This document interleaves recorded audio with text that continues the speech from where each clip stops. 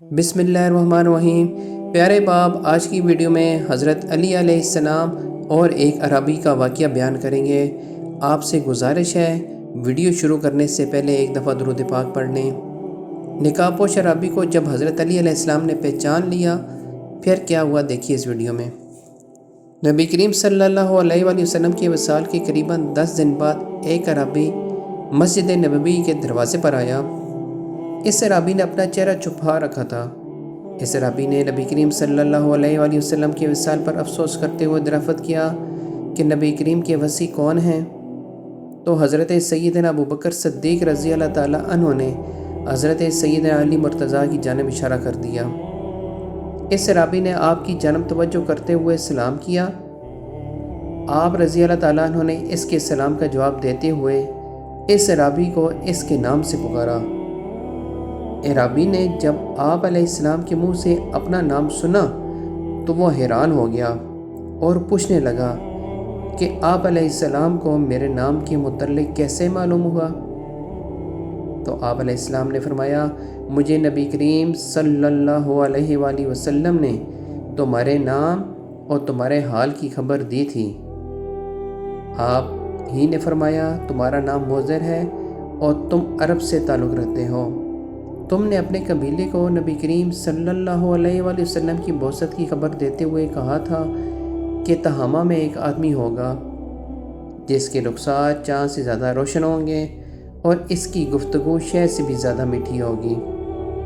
وہ خچر پر سواری کرے گا، اپنے کپڑوں اور جوتوں کو خود پیوند لگائے گا، زنا، شراب خوری، سود اور ناحق قتل کو حرام قرار دے گا، اور وہ خاتم الانبیاء ہوگا، اور وہ رمضان المبارک کے روزے رکھنے والا ہوگا، بیت اللہ شریف کا حج کرے گا، نماز پنجگانہ ادا کرے گا۔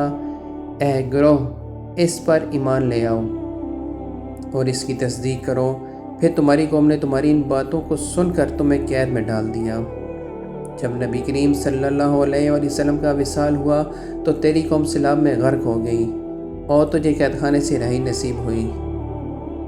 پھر تیرے کانوں میں آواز آئی کہ اے مضر، محمد الرسول اللہ صلی اللہ علیہ وآلہ وسلم وصال فرما گئے ہیں، تو ان کے صحابہ کرام سے ملنے مدینہ منورہ جا اور نبی کریم صلی اللہ علیہ وآلہ وسلم کے روضہ مبارک کی زیارت کر۔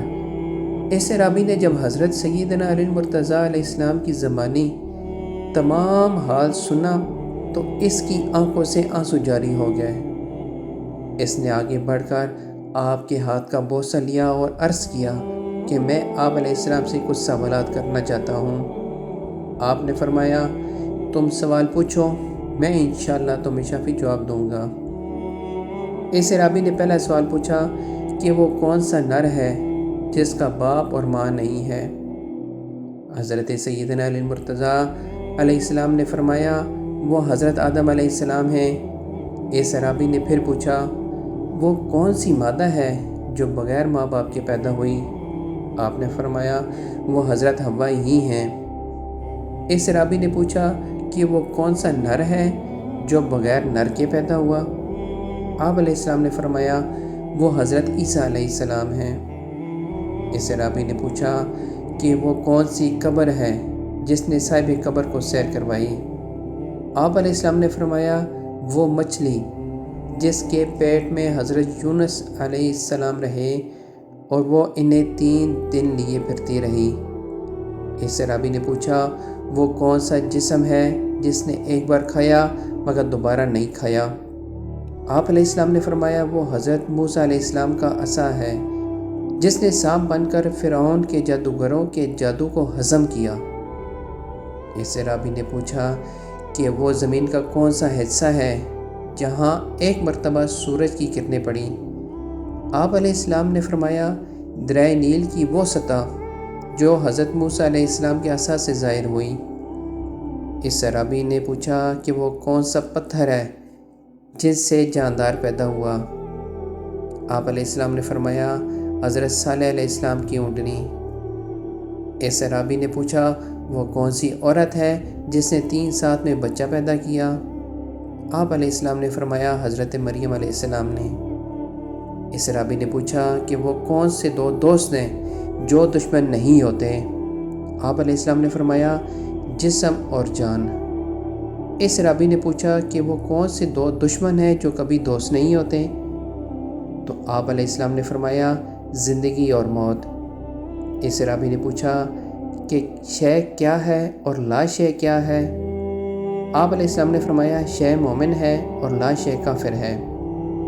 اس رابی نے پوچھا کہ رہ میں سب سے پہلے کون سا اعضا بنتا ہے؟ تو آپ علیہ السلام نے فرمایا گشت شہادت۔ اس رابی نے پوچھا کہ قبر میں سب سے آخر میں کون سی چیز مٹی ہوتی ہے؟ آپ نے فرمایا بندے کے سر کی ہڈی۔ حضرت سیدنا علی مرتضیٰ نے جب اس کی عربی کے سوالات کے شافی جوابات اس سے دیے تو اس نے بے اختیار آپ علیہ السلام کا ماتھا چوم لیا۔ اللہ اکبر، سبحان اللہ۔ نبی کریم صلی اللہ علیہ وآلہ وسلم نے اس لیے کہا تھا کہ میں علم کا شہر ہوں اور علی اس کا دروازہ۔ بے شک آپ کی ہر کہی ہوئی بات حق اور سچ ہے۔ سبحان اللہ۔